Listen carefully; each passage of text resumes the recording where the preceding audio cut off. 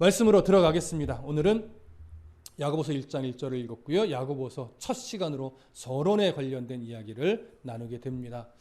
여러분, 우리가 상식적으로 알고 있다시피 야고보서는 주후 한 4세기경까지 다른 성경에 비해서 그 권위를 인정받지 못하던 성경입니다. 그래서 상당히 좀 무시를 받아온 것이 사실이었습니다.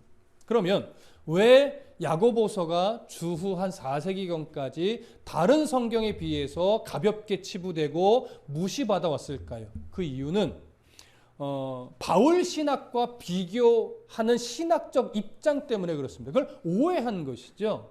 여러분, 우리가 알고 있다시피 바울의 신학하면 대표적인 것이 뭐냐면 이신칭의입니다. 이신득이라고도 하는데 오직 믿음으로만 의롭게 된다라고 하는 것이죠. 물론 그거 외에도 여러 가지가 있지만 바울이 강조하다 아주 대표적인 신학 한 줄기를 말해보라고 하면 그건 이신칭입니다.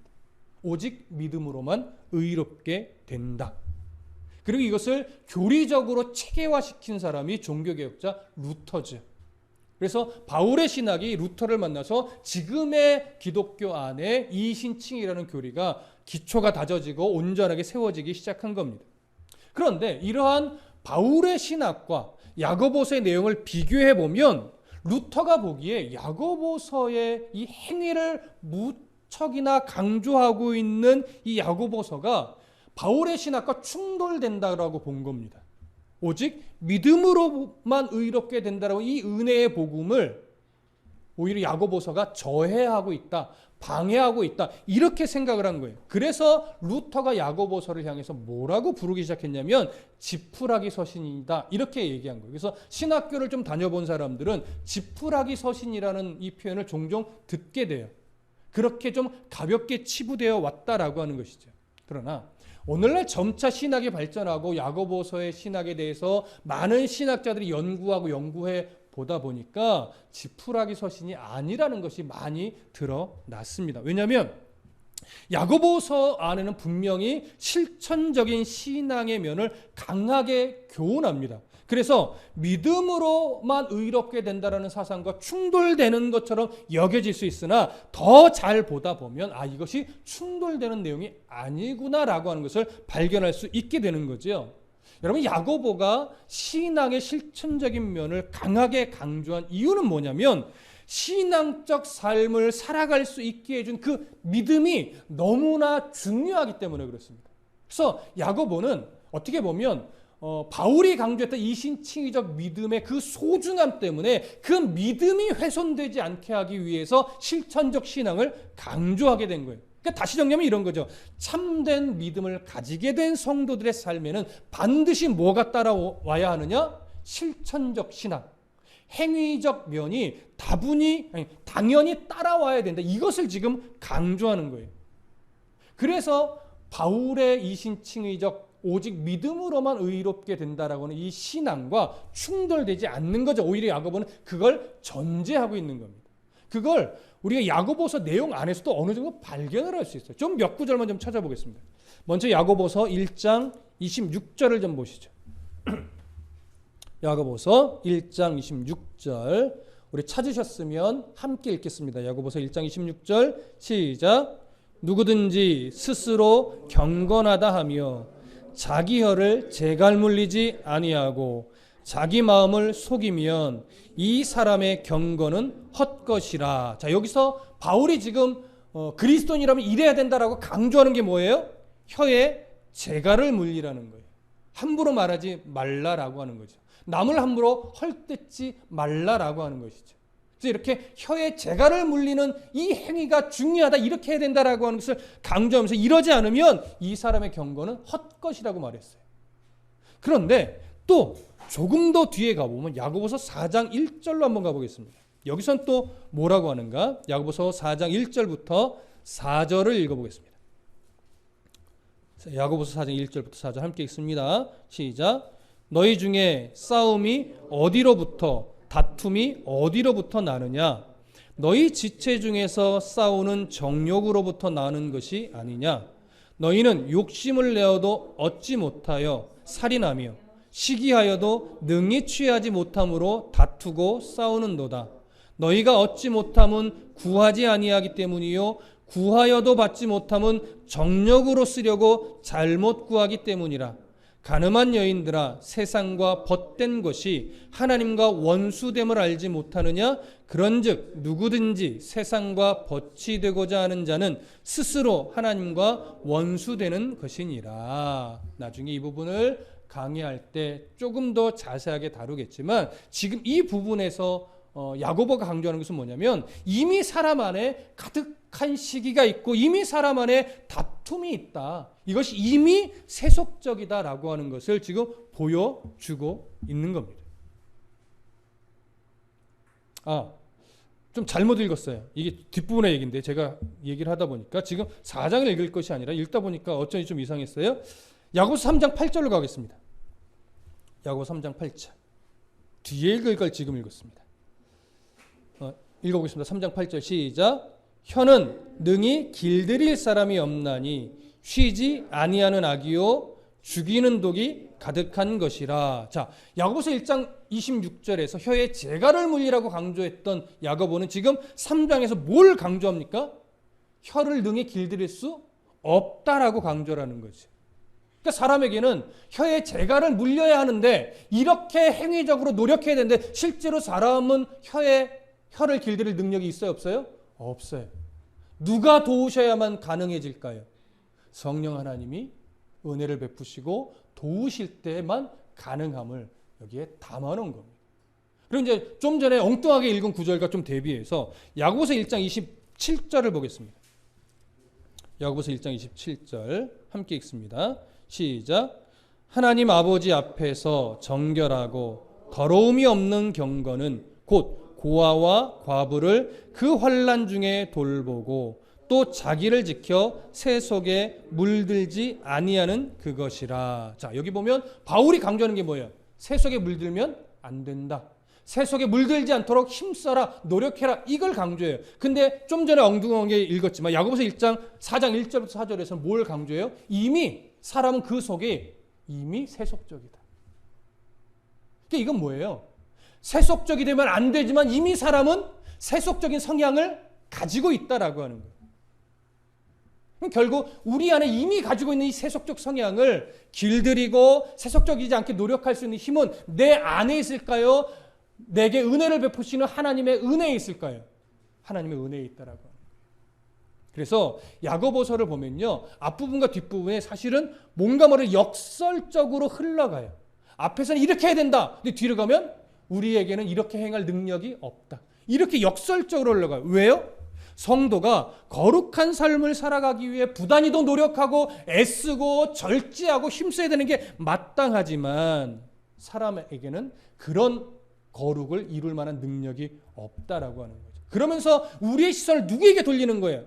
너 노력해, 너 이러면 안 돼, 너 잘해야 돼, 여기에 시선을 맞추게 할까요? 그런 거룩을 이루도록 도와주실 하나님의 은혜와 긍휼하심의 시선을 맞출까요? 하나님의 도우심, 긍휼하심, 여기에 초점을 맞추는 겁니다. 시선을 돌리게 하는 거죠. 그러니까 이걸 우리가 야고보서를 통해서 발견을 해야 돼요.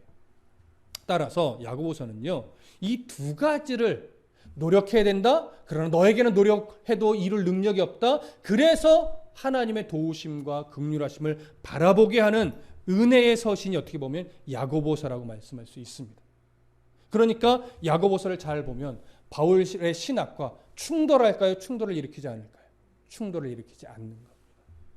이런 시선으로 야고보서를 우리가 앞으로 바라볼 것이고 또 바라봐야 하는데, 야고보서를 이제 앞으로 바라보면서 나누겠지만 야고보서는요, 그렇기 때문에 어떤 면을 우리가 강조하고 있다라고 정리할 수 있냐면, 바울의 신학을 오해했을 때 생겨나는 신학적 불균형, 신앙적 삶의 불균형을 다시금 균형감 있게 잡아주는 역할을 야고보서가 한다라고 말할 수 있어요. 이게 이제 무슨 말씀인지는 앞으로 이해가 될 겁니다. 이런 이유로 신앙의 실천적인 면을 강조하는 것이 야고보서인데, 이런 야고보서를 이제 후대의 신학자들은요, 신약의 잠언이다라고도 불렀어요. 왜? 실천적인 면을 매우 강조하기 때문에. 그리고 그 안으로 들어가면 어떤 면도 있냐면 불의와 불평등에 대해서 아주 예리하게 지적하는 면도 갖고 있어요. 그러다 보니까 어떤 신학자는 야고보서를 일컬어 신약의 아모스다, 이렇게 불리게도 되었던 것이죠. 그래서 우리는 야고보서를 바라보는 시선이 조금 바뀌어야 된다. 이신칭의와 충돌을 일으키는 것이 아니라 그걸 전제하여 우리들의 믿음이 어떤 실천적 면으로 가야만 하는가, 이런 것들을 그래서 강조하는 것임을 우리가 1차적으로 살펴봤고, 이제 조금 더 서론적 내용을 좀 살펴보는데, 먼저 야고보서의 정말 저자는 누구인가, 이 부분을 좀 우리가 좀 생각해 보겠습니다. 여러분, 야고보서의 저자는 누구일까요? 우리는 당연히 야고보라고 생각합니다. 틀릴까요? 틀리지 않을까요? 틀리지 않습니다. 야고보서의 저자는 야고보가 맞습니다.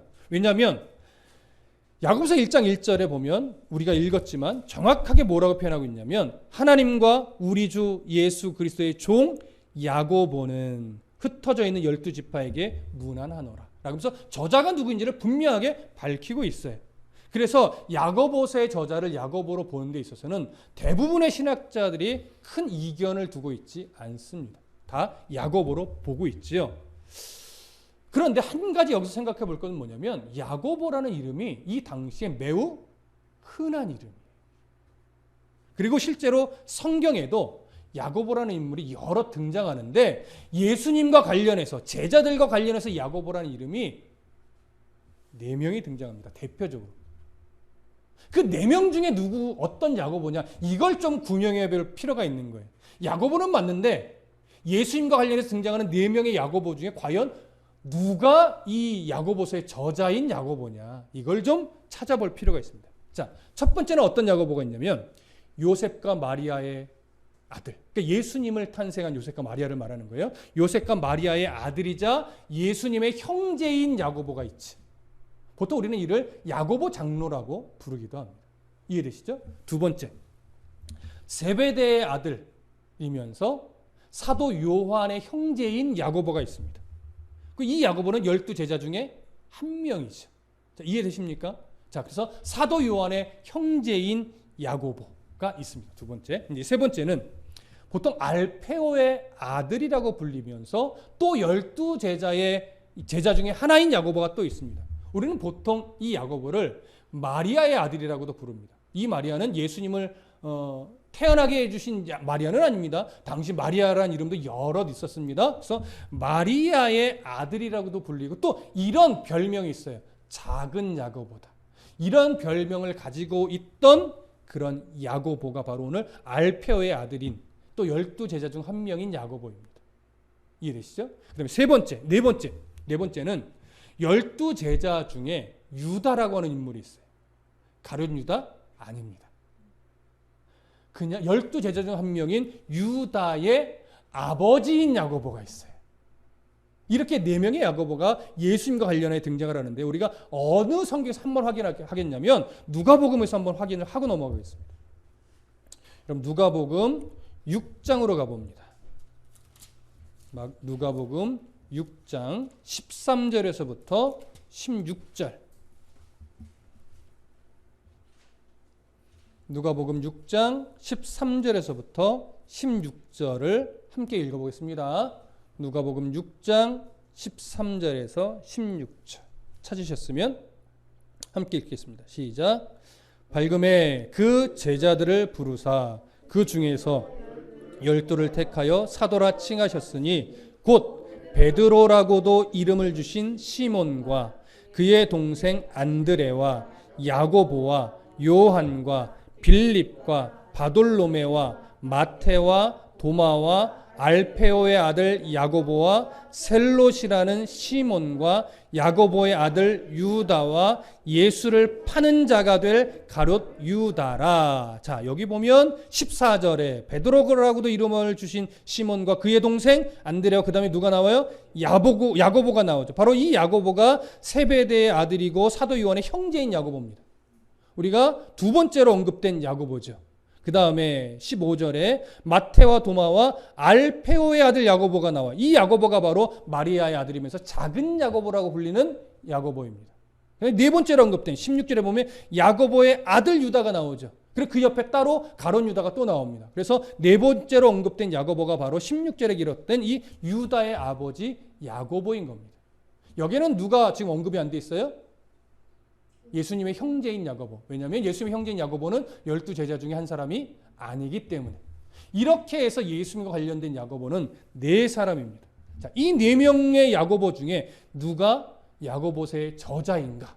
이 부분을 잠깐 먼저 정리할 텐데, 그 정리할 때 첫 번째 되는 기준이 있어요. 뭐냐면 우리가 읽었던 이 야고보서 1장 1절을 다시 한번 보시면 뭐라고 되어 있냐면, 하나님과 우리 주 예수 그리스도의 종 야고보는 하면서 야고보에 대해서 설명이 하나밖에 없어요. 뭐죠? 하나님과 주 예수 그리스도의 종 야고보다. 근데 보통적으로 바울도 그렇고 베드로도 그렇고 서신의 첫머리 인사를 할 때 자신이 누구인지를 밝힐 때요, 조금 더 구체적이에요. 보통 뭐라고 해야죠? 하나님의 종이라는 표현도 들어가지만 사도인, 12제자 중에 한 명인 이러면서 자기의 신을 조금 더 구체적으로 밝혀요. 근데 지금 야고보는 자기의 신원이 될 만한 근거는 잘 안 밝혔죠. 그냥 하나님과 주 예수 그리스도의 종이다. 이건 다른 사람도 붙이는 거예요. 그러니까 이거를 가지고 사도인지 누구인지 이게 판단하기가 어려워요. 그럼 한번 생각해 보십시오. 저자로서 자신을 밝히는데 자신에 대해서 구체적으로 밝히지 않는 이유가 뭘까요? 자기가 누구인지를 알 만한 어떤 근거, 사도라든가 12제자라든가 이런 근거를 밝히지 않는 이유가 뭘까요? 잘 생각해 보시면 굳이 안 밝혀도 다 아는 인물이기 때문일 가능성이 훨씬 더 많지요. 무슨 말씀 이해되십니까? 자기가 누구인지를 잘 모른다면 나는 이러이러한 누구예요. 그러니까 이제 내 이야기를 잘 들어, 이렇게 나가는 게 정상이죠. 근데 제가 예를 들어서 다드림교회 어디 갔다가 다드림교회 편지를 쓴다면 여러분들의 담임 목사이며 칼빈 대학원을 졸업했으며 이렇게 설명하지 않습니다. 여러분 저는 이태희 목사입니다. 이렇기만 해도 충분히 알죠. 그러니까 오늘 본문에 기록된 야고보는 당시 수신자들 사이에서 이렇게만 표현해도 당연히 누구인지 아는 인물로서의 야고보라고 우리가 추정할 수 있습니다.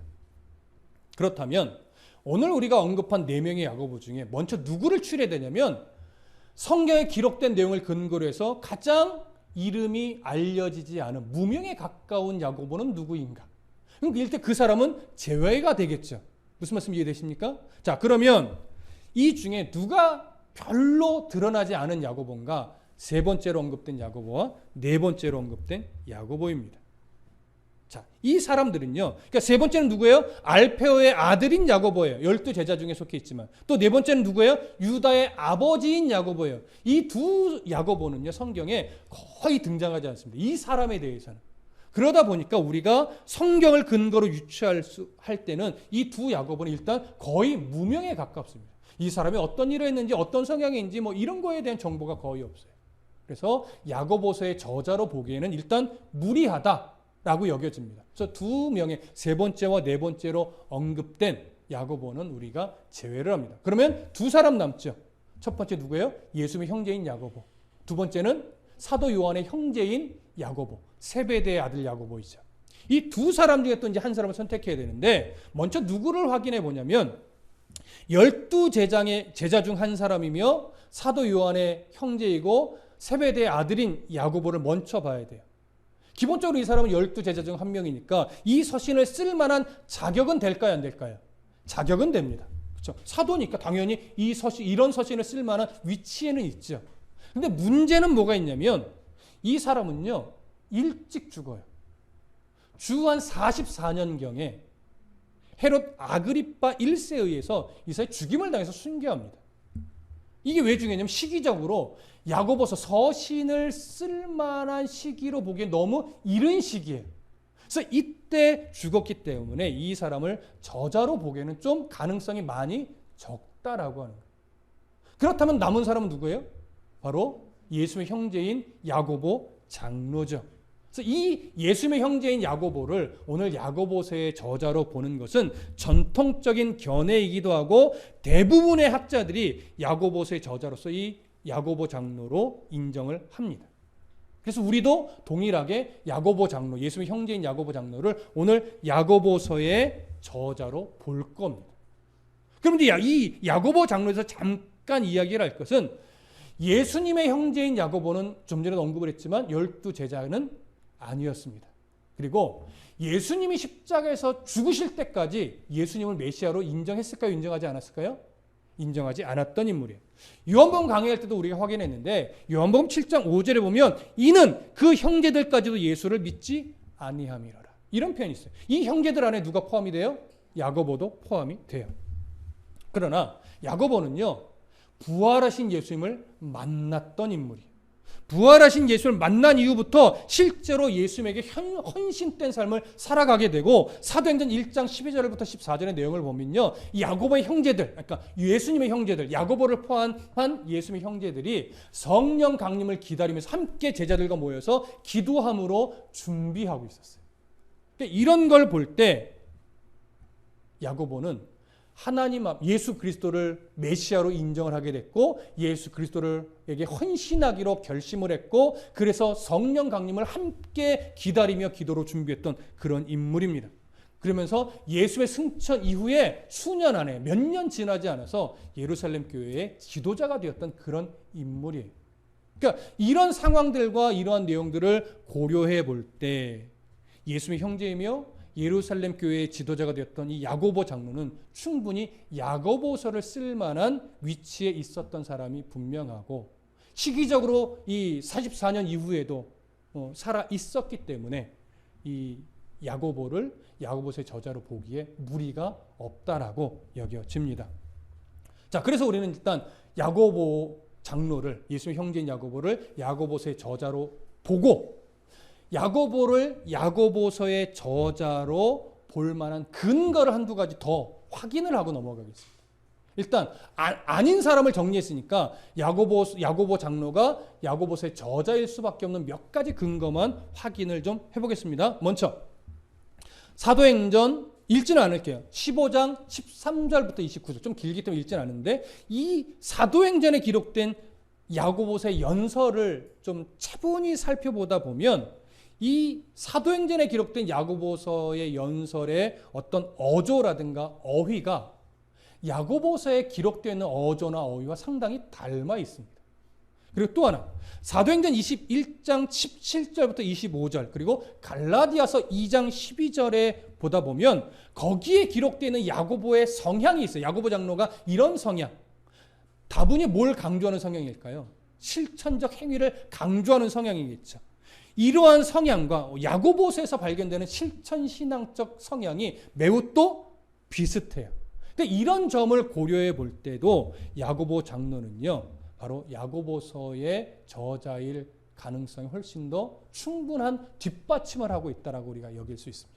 그래서 이런 내용들과 앞에서 언급된 내용들을 종합해 볼 때 우리는 야고보 장로가, 예수의 형제인 야고보가 야고보서의 저자다, 이렇게 다시 한번 매듭을 짓고 넘어갑니다. 그렇다면 이 야고보 장로가 야고보서를 어디서, 언제, 누구에게 기록했을까? 이걸 한번 더 정리해 볼 필요가 있겠죠. 그렇다 보면 이제 사실은 어떤 역사적 정황도 어느 정도 나오게 되는데 야고보 장로는 기본적으로 어디에서 서신을 썼냐면 예루살렘에서 씁니다. 왜냐하면 예루살렘은 거의 떠난 적이 없는 인물이기 때문에. 그럼 누구에게 썼을까요? 예루살렘, 이스라엘 지경 밖으로 흩어지게 된 디아스포라 유대 기독교인들, 그러니까 유대인으로서 예수님을 믿은 자들 말하는 거죠. 그들에게 쓴 편지가 바로 야고보서입니다. 물론 그럼 이방인 기독교인들은 해당이 전혀 없는 건가요? 그렇지는 않습니다. 당연히 이 메시지가 이방인 기독교인들, 물론 당연히 또 오늘날의 우리들까지도 해당이 되지요. 그러나 제가 말하는 것은 중심 1차적 독자가 누구냐를 말하는 거예요. 1차적 독자. 그래서 유대인들 중에 기독교로 개종한 자들 중에서 기독교 박해로 인해서 예루살렘에서 이스라엘 지경을 떠나 로마 지역 곳곳으로 흩어진 이런 유대 기독교인들을 1차 수신자로 하고 있다라고 하는 겁니다. 종종 학자들 중에는 아니다, 모든 유대인, 그러니까 이스라엘 지경 밖으로 흩어진 모든 디아스포라 유대인을 다 대상으로 한다라고 하는 주장도 있기는 하나 그 견해를 받아들이긴 좀 어렵습니다. 왜냐하면 야고보서 2장 1절에서 수신자들을 향해 이렇게 표현해요. 내 형제들아 영광의 주 곧 우리 주 예수 그리스도에 대한 믿음을 너희가 가졌으니 이런 표현이 있고 또 야고보서 5장 7절을 보면 주의 강림하심을 언급해요. 그러니까 이런 내용들을 볼 때 수신자를 모든 유대 디아스포라 유대인으로 보기에는 어렵죠. 그리고 야고보 장로 자신도 예루살렘에 있는 교회의 지도자이기 때문에 그래서 우리는 이 수신자를 누구로 보냐면 디아스포라 유대 기독교인들, 기독교 이스라엘 지경 밖으로 흩어진 이들을 향해서 야고보 장로가 예루살렘 교회 지도자의 위치에서 예루살렘에서 쓴 서신으로 우리는 볼 겁니다. 그러면 언제 썼는가 이게 중요하겠죠. 야고보 장로는 야고보서를 언제 썼을까? 물론 어떤 분들은 그게 뭐 중요합니까? 라고 물을 수도 있겠어요. 외울 필요까지는 없지만 사실은 중요하지 않지는 않습니다. 그 이유가 앞으로 좀 드러날 거예요. 자, 야고보, 예수님 형제 야고보를 우리가 1차 저자로 확인을 했고 그러면 이제 어디서 썼는지도 확인을 했고 누구에게 썼는지도 확인했다면 언제 썼는지를 봐야 되는데 언제 썼는지를 그 추정하는 기준이 하나 있습니다. 기준. 그 기준이 뭐냐면 주 49년경에 예루살렘에서 뭐가 있었냐면 공의회가 있었어요. 여기서 다뤄진 여러 가지 문제들이 내용들이 있어요. 뭐 이방인의 구원 문제, 뭐 이방인들이 세례를 받아야 되느냐, 뭐 이런 식의 여러 가지 문제들이 논의가 됐었는데 그 공의회를 기준으로 해서 그 공의회가 있었던 49년에 있었던 공의회 이전에 썼느냐, 아니면 49년에 있었던 공의회 이후에 썼느냐, 요것이 중심 기준입니다. 그럼 이제 이렇게 물을 수 있겠죠. 그럼 그게 왜 굳이 기준이 되어야 합니까? 이런 질문이 있을 수 있잖아요. 그럼 이유가 있습니다.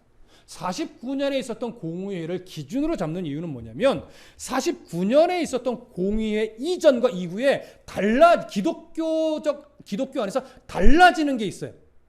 공의회 이전에는요, 뭐가 정리가 안 돼 있었냐면 기독교적인 조직, 기독교적인 교리, 기독교적인 어떤 언어, 또 기독교의 공동체로서의 어떤 모습들이 전혀 정비가 되거나 자리 잡지 않던 때가 공의회 이전이에요. 근데 공의회 이후에는요, 기독교적인 교리나 기독교적인 언어나 기독교적인 조직이나 기독교적인 공동체로서의 특이성이 이제 이후로부터 점차 드러나기 시작해요. 그래서 야고보서 안에 기독교적인 언어나 조직이나 교리나 공동체로서의 모습이 있느냐 없느냐, 있으면 얼마나 있느냐. 그래서 그 야고보서의 내용에 있는 표현들이 공의회 이전 시대를 반영하고 있느냐, 공의회 이후 시대를 반영하고 있느냐를 보고서 우리는 그 연대를 추정하는 거예요. 그래서 49년에 있었던 공의회를 기준으로 잡는 겁니다. 자, 이해되시죠? 자, 그러면 야고보서 안에는 기독교적인 어떤 조직이나 언어나 교리나 공동체적인 모습에 있어서 그 조직에 된 교리가 체계화된 모습이 많을까요? 별로 없을까요? 별로 없습니다. 언어도 그렇고 기독교적인 언어도 별로 쓰여지지 않았고 교리적 내용도 탄탄하지 않아요. 그러다 보니까 야고보서를 연구해 보다 보면 이것이 예루살렘 공의회 이전에 쓰여졌겠구나, 이렇게 보게 되는 거예요. 여러분 무슨 말씀이 이해되십니까? 그래서 1차 시선은 뭐냐면 49년에 있었던 공의회 이전에 야고보가 예루살렘에서 이 서신을 썼겠다라고 일단 전제가 되는 거죠. 그래서 이제 그 근거를 좀 밝힐 거예요. 그 근거를. 자, 첫 번째, 야고보는요, 복음서, 마태복음, 마가복음, 누가복음, 요한복음, 이 복음서가 기록되기 전에 야고보를 썼을까요? 기록된 이후에 야고보서를 썼을까요? 기록되기 전에 썼을 가능성이 훨씬 더 많습니다.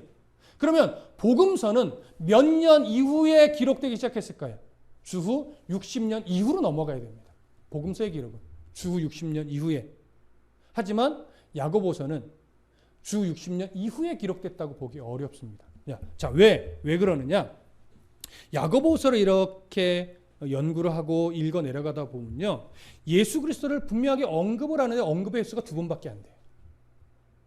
그리고 또 하나, 기독론적인, 조직신학의 입장에서 기독론적인, 예수를 증명하고 드러내는 기독론적인 전개가 별로 없고요. 구속사적인 내용도 별로 없어요.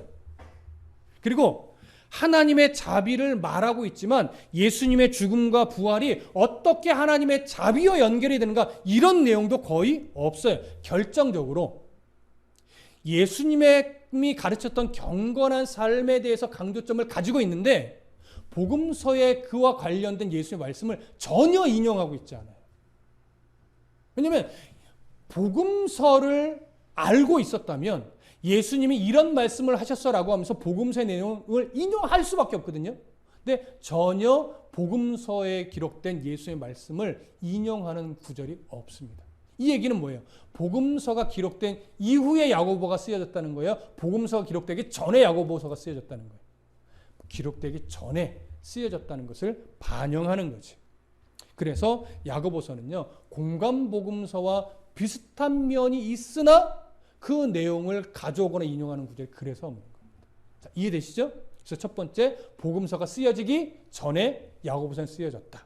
그런데 복음서는 주 60년 이후에나 기록됐기 때문에 훨씬 이전이어야 된다. 이런 전제를 하나 또 갖습니다. 두 번째로, 바울 신학이 체계화된 이후에 기록됐을까요? 바울 신학이 체계화되기 전에 기록되었을까요? 여기서 말하는 체계화라고 하는 것은 문서로 기록되면서 정리가 되는 것을 말하는 겁니다. 체계화되기 전이겠죠. 왜냐하면 바울 서신은 몇 년도 이후부터 기록되기 시작했냐면 주후 50년 이후부터 기록되기 시작합니다. 그러니까 예루살렘 공의회 이후부터 바울이 서신서를 써요. 그렇게 쓰다가 언제 바울이 이 서신을 통해서 자기의 교리를 확고하게 잡냐면 로마서를 쓰면서부터 자리를 확고하게 잡게 됩니다. 자, 그런데 바울의 자기의 신학의 입장에서 가르치기 시작한 건 언제일까요? 40년대 중반 이후예요. 본격적으로는. 근데 실제로는 주 40년대 초에 안디옥에서 이미 성경을 가르치면서 예수님을 가르쳐, 예수의 말씀을. 그러면서 그가 40년 중반 이후부터 뭘 떠나냐면 1차 전도여행을 떠나요. 1차 전도여행을 떠나면서 이방 땅 곳곳에서 이제 예수님의 말씀을 가르치잖아요. 가르치면서 자기의 교리적 입장이 점점 더 선명해지기 시작해요. 그래서 이때 이미 뭘 가르쳤냐면 이신칭의 교리를 이미 가르쳤어요. 그러나 문서화는 안 됐어요. 문서화는 언제부터 돼요? 주 50년 이후부터. 예루살렘 공의회를 통해서 여러 자기 입장들이 변론이 되고 그것이 인정을 받아요. 공의회를 통해서. 바울의 신학적 입장이 인정을 받고 나서 이제 인정을 받았으니까 어떻게 할 수 있어요? 공식화할 수 있잖아요. 그래서 50년 이후부터 서신서 안에 바울의 자기 신학적 입장이 들어가기 시작하는 겁니다. 이해되시죠? 자, 그렇게 본다면 결국 야고보는요, 자기가 서신을 쓸 때 바울의 신학적 입장을 알까요, 모를까요? 알죠. 왜? 이미 널리 가르쳐는 졌기 때문에. 그러나 그의 그로 인해서 파생됐던 여러 문제점들이 있었어요. 그걸 바로잡기 위해서 서신을 쓴 거예요. 하지만 바울이 서신을 통해서 자기 교를 확고히 하지 않았기 때문에 야고보서 안에 뭐 또한 없을까요? 바울이 강조했던 서신의 내용을 인용하는 구절은 없어요. 왜? 쓴 적이 없으니까. 무슨 말씀 이해되시나요? 그래서 바울 서신이 쓰여지기 전에 야고보서가 쓰여졌다고 보는 거예요. 그렇게 되면 이제 또 땡겨지죠. 몇 년 이전으로? 50년 이전으로. 왜? 바울 서신이 50년 이후부터 쓰여졌으니까. 그렇게 해서 점차 땡겨오는 거예요. 이제 세 번째. 일반 서신들이 있어요. 바울 서신 말고. 대부분의 서신이 바울 서신이지만 뭐 베드로서 같은 경우는 일반 서신에 들어가잖아요. 그 일반 서신은 언제부터 쓰여졌느냐? 주후 60년 이후부터 또 쓰여집니다. 근데 바울 서신도 마찬가지지만 일반 서신은요, 주로 어떤 영향으로 인해서 쓰여졌을까요? 주로 이단의 왜곡된 가르침들로 인해서 기독교회가 자꾸 영향을 받는 거예요. 그래서 이단들이, 영지주의 같은 이단들이, 또 거짓 선생 같은 자들이, 또 유대 어떤 주의적 입장에 있는 거짓 선생들의 잘못된 가르침을 바로잡기 위해서 주로 일반 서신들이 많이 쓰여져요. 근데 이 서신들은 주로 언제예요? 바로 60년 이후예요. 그러니까 60년 이후로 가면 갈수록 기독교적 교리가 더 체계화가 됐을까요? 체계화되지 않았을까요? 더 체계화됐죠. 근데 아까도 얘기했지만 야고보서 안에는 기독교 교리적 체계가 잡힌 내용들은 별로 없다라고 말씀드렸죠. 그러니까 당연히 기독교 교리가 체계화되기 전이기 때문에 60년 이후일 수는 없는 거예요. 그래서 바울과 맞물려서 60년 이전이고 50년 이전에 야고보서는 쓰여져야만 했습니다. 그 다음에 이제 마지막 네 번째로 확인해 볼 것은 뭐냐면 기독교적인 조직이나 용어가 자리 잡기 전이다라고 하는 어떤 내용들이죠. 야고보서 5장 14절에 보면 교회 조직적 표현으로 유일하게 나오는 것이 장로라는 표현입니다. 장로라는 표현. 근데 이 장로라는 표현은요, 나중에 뭐가 생겨요? 집사도 생기고 뭐도 생기는데 기독교적 어떤 조직이 아주 단순할 때, 이때 사용되던 표현이기 때문에 야고보서가 야고보서를 쓸 때는 기독교적인 조직이 아주 단순할 때였구나. 이렇게 일단 하나 보게 되는 것이고, 결정적인 게 하나 있어요. 야고보가요, 기독교 교회, 예배로 모이는 이 모임 장소에 대해서 표현할 때 우리가 알고 있는 기독교의 교회를 표현하는 헬라어 단어가 뭡니까? 에클레시아죠. 당연히 대부분 다 에클레시아를 써요. 근데 야고보는 예배 모임의 이 모임 장소를 표현할 때 에클레시아를 쓰지 않고 시나고게, 회당이라는 표현을 써요. 이건 진짜 유대인의 회당에서 모였다라고 하는 의미보다 아직 에클레시아라는 표현을 쓰기 전이란 얘기예요. 그러니까 기독교 예배 모임임에도 불구하고 그 모임 장소를 다른 표현이 없으니까 그냥 뭐라고 쓰는 거예요? 회당에서 모였다. 이렇게 표현을 할 수밖에 없었던 거죠. 그러니까 이런 내용들을 근거로 볼 때 아직 기독교적 용어가 자리 잡기 전이구나. 그렇다면 예루살렘 공의회 49년에 있었던 예루살렘 공의회 이전에 야고보서를 썼겠구나. 이렇게 우리가 보는 거죠. 왜 이 내용이 중요하냐면 야고보서를 읽다 보면 회당이라는 표현이 나올 때 이런 오해를 하는 거예요. 뭐야, 당시 예수 믿는 사람들은 유대인들의 회당에서 모인 거야? 이렇게 오해를 하게 되는 거예요. 이런 오해를 바로잡기 위해서도 언제 썼느냐가 이런 이해가 중요한 거죠.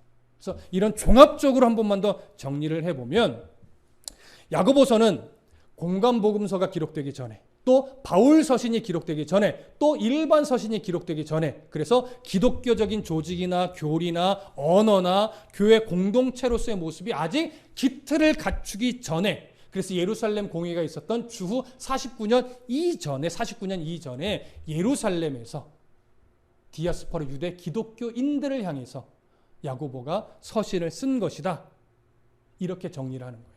근데 이때가 어느 이후냐면 세베대의 아들 야고보가 처형당한 이후 주후 44년경에 죽게 되니까 44년경에 죽게 된 이후부터 어느 이전? 공회가 있었던 49년 이전. 그래서 이걸 압축하면 주후 45년에서 49년 이전 사이 어느쯤인가 이스라엘 지경 밖으로 흩어진 유대 기독교인들을 향하여 야고보가 서신을 썼다. 이렇게 정리가 되는 거예요. 제가 장황하게 썼지만 압축하면 이거예요. 45년부터 49년 사이에 야고보는 예루살렘에서 디아스포라 유대 기독교인들을 향하여 서신을 썼다.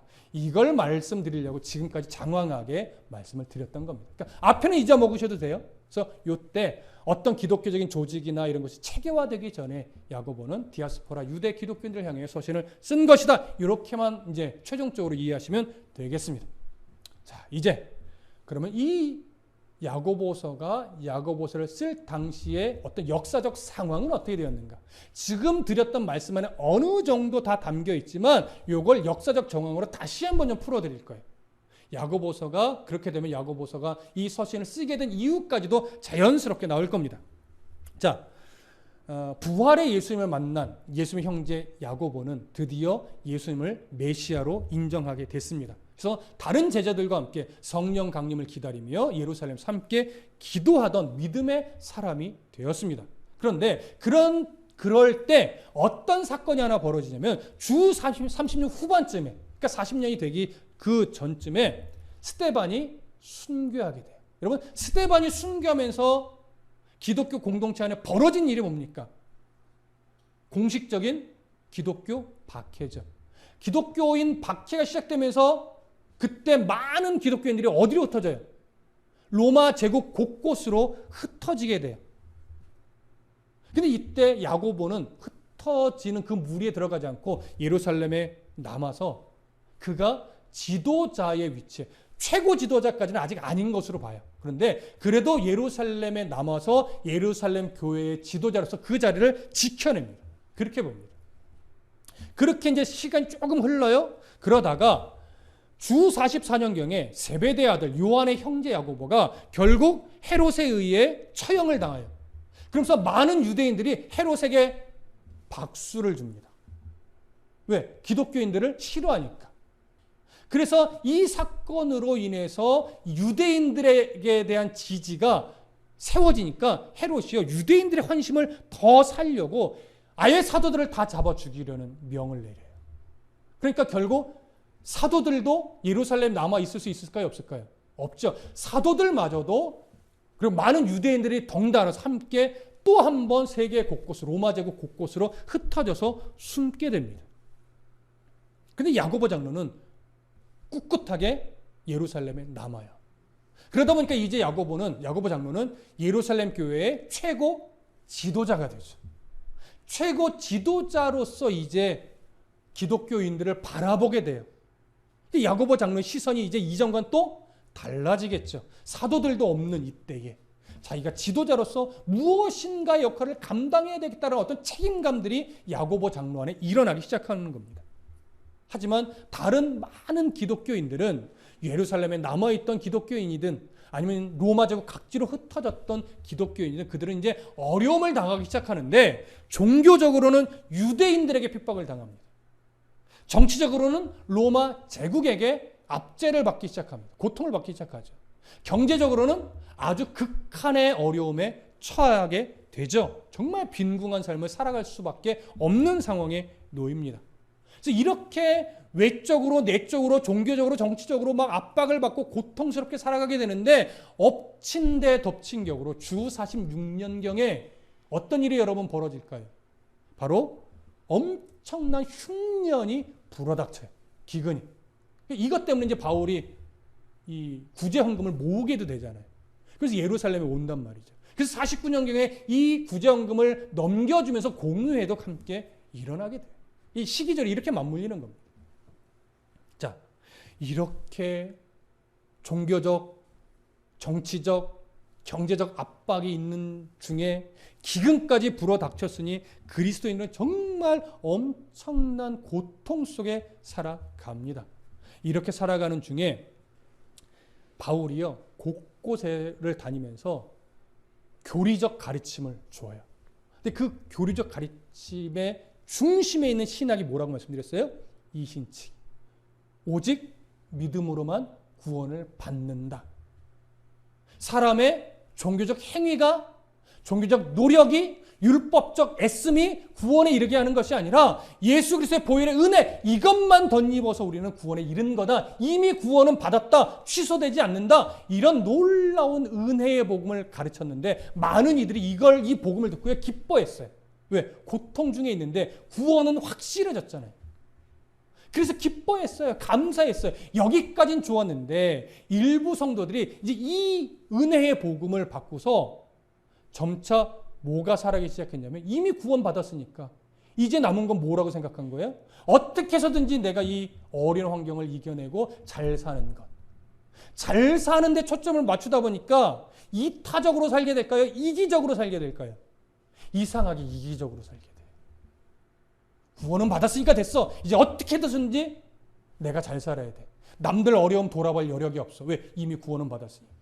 그래서 열심히 나를 위해서만 이기적으로 사는 삶인데, 종교적으로는 난 그래도 믿음의 삶을 살아. 난 구원받은 백성이야. 이런 식의 생각에 딱 갇히게 된 거예요. 근데 이런 소식들을 누가 듣게 될까요? 야고보가 듣게 돼요. 그러니까 기독교인들이 하나가 안 되는 거죠. 이걸 듣고 바울의 가르침이 틀렸다라고 하는 것이 아니라, 바울의 가르침을 너희들이 지금 왜곡되게 알고 있어. 바울의 가르침, 바울이 알려준 그 믿음은 너무나 소중한 믿음이에요. 근데 이것이 참된 믿음으로 내 안에 있다라고 하는 것은 결국 이기적으로 살아가는 삶이 아니라 이타적으로 살아가면서 믿음의 사람다운 행위가 당연히 따라와야 돼. 그것이 없다면 너의 믿음은 이미 주어진 믿음을 잘못 사용하는 거야. 그래서 죽은 믿음이라고 하는 거야. 행함이 없는 믿음은. 그래서 이신칭의와 충돌되는 것이 아니라 이신칭의의 믿음을 정말 온전하게 받았다면 그것이 이타적인 삶으로 발현이 되는 것이 정상이야. 그게 참 믿음이고 바른 믿음이야. 너희들 스스로를 점검해 봐라. 이것이 야고보서의 강조점인 거죠. 그래서 불균형화된 행위와 믿음의 어떤 이것을 다시 행위와 믿음이 균형감 있게 잡아주기 위해서 쓴 서신이 뭐라고요? 그것이 야고보서라고요. 이해되시죠? 야고보서는 그런 시선으로 바라봐야 됩니다. 그래서 이신칭의적 믿음을 전제로 해서 그 바탕 위에 뭐가 세워져야 되느냐? 실천적 믿음, 행위가 있는 믿음. 이것으로 신앙이 자라야 됨을 강조하는 것이 야고보서라는 것, 우리가 이 서신을 통해서 다시 한번 강조하는 겁니다. 그런 이해를 가지고 앞으로 이제 야고보서를 바라볼 거고요. 그럼 야고보서는 어떤 장르일까요? 당연히 서신이죠. 근데 서신 중에서도 흩어져 있는 여러 그리스도인 그룹들에게 쓴 목회적 서신이라는 걸 아셔야 돼요. 여러분, 왜 제가 목회적 서신임을 강조하냐면 목회적 서신은요, 어떤 상황 때문에 그 상황을 바로잡기 위한 목적을 가지고 쓴 서신이라는 거예요. 그러니까 다분히 한쪽에 좀 치우친 표현이 있을 수밖에 없어요. 그러니까 이 상황적 서신이라는 걸 이해 못하면 자꾸 야고보서를 교리적으로 접근하려고 해요. 그러다 보면 이제 왜곡되게 야고보서가 해석이 되는 거예요. 여러분, 상황적으로 좀 연약한 사람에게 좀 강하게 일어나야 돼라고 하면 좀 강력한 메시지가 들어가지만 강력한 메시지는 책망과 지적이 아니란 말이죠. 회복을 전제로 하는 좀 강력한, 그래서 이런 상황적 서신이란 걸 우리가 좀 이해하실 필요가 있다라고 하는 거예요. 그래서 야고보서는 상황으로 인해 쓴 목회적 서신이라는 것, 교리적 서신이 아니라는 것, 여러분 좀 기억해 두실 필요가 있습니다. 중요한 거 이제 다 했습니다. 그럼 야고보서에는 주로 어떤 내용들로 자리 잡혀 있느냐? 이건 이제 구조적, 우리가 좀 구조적으로 공부를 해볼 필요도 있는데, 사실 야고보서를 구조적으로 살펴보는 건 굉장히 어렵습니다. 왜? 어떤 정형화된 게 없어요. 그러다 보니까 학자들마다 야고보서를 분류하는 기준과 방식이 다 달라요. 제가 연구하면서 가장 힘들었던 게 바로 야고보서를 구조적으로 나누는 거예요. 정말 어렵습니다. 그래서 제가 내린 최종 결론은요, 간략하게 이렇게 보는 거예요. 1장 1절은 서론으로, 인사말이죠. 그 다음에 1장 2절부터 5장 6절까지는 야고보가 주고 싶은 권면으로, 실천적 권면이죠. 그래서 실현에 대한 권면, 성내는 것에 대한 권면, 차별에 대한 권면, 믿음과 행함의 관계에 대한 권면, 말의 실수에 대한 권면, 지혜에 대한 권면, 다툼에 대한 권면, 비방에 대한 권면, 자랑에 대한 권면, 부에 대한 권면, 이런 어떤 실천적 행위에 있어서 필요한 권면들을 쭉 5장 6절까지 계속합니다. 그 다음에 이제 5장 7절부터 마지막 5장 30절까지는 결론적 권면으로서 길이 참으라는 권면, 원망하지 말라는 권면, 맹세하지 말라는 권면, 믿음의 기도를 하라는 권면, 진리에서 떠난 자가 돌아서게 하라는 권면, 이런 마지막 결론적 권면을 또 단락단락 나눠서 하고 있는 결론적 권면으로 이렇게 저는 나눴습니다. 그래서 다시 말하면 세 단락이죠. 인사말에 해당하는 서론, 그 다음에 본론으로 들어가는 실천적 권면의 내용들, 근데 그것들을 근거로 한 결론적 권면들, 이렇게 세 단락으로 크게 나눠지고 그 안에 세부적인 권면들을 앞으로 우리가 찾아보게 될 것입니다. 자, 이렇게 해서 우리는 야고보서 서론을 다 마쳤습니다. 야고보서 서론을 최종적으로 정리하면서 여러분, 남는 게 하나 있죠. 야고보서는 어떻게 바라봐야 된다? 첫 번째, 상황에 의해서 보내어진 상황적, 그러니까 목회적 서신이다, 교리적 서신 아니다 라고 하는 것 한 가지. 또한 바울의 이신칭의 믿음과 충돌되는 것이 아니라 이신칭이 이 오직 믿음으로만 구원을 받는다라고 하는 이 믿음의 교리를 바탕으로 해서 그 위에 이 믿음을 소유한 자는 당연히 이기적 삶이 아니라 이타적 삶, 그러니까 행위, 실천적 행위가 당연히 나와야 되는 것이 이 믿음 있는 사람의 삶의 모습이다. 그래서 행위적 믿음을 강조하는 서신이다. 바울의 이 신칭과 절대 충돌되지 않는다. 그래서 이 서신을 통해서 우리는 이제 다시금 이기적 믿음 생활이 아니라 이타적 믿음 생활, 행위가 있는 믿음으로 다시 성숙한 믿음으로 자라나야 한다. 이런 기대와 소망을 가지고 앞으로 야고보서를 차근차근 살펴볼 것이니 그 은혜 속에, 도전적인 은혜 속에 여러분 꼭 받으시기를 간절히 부탁드립니다. 그러다 보니까 여러분 한 가지 조심할 것. 야고보서는 이런 행위적 권면이 많다 보니까 여러분 때로는 나를 찌르려고 목사님이 이 말씀을 하시나 이렇게 여겨지는 순간이 많을 거예요.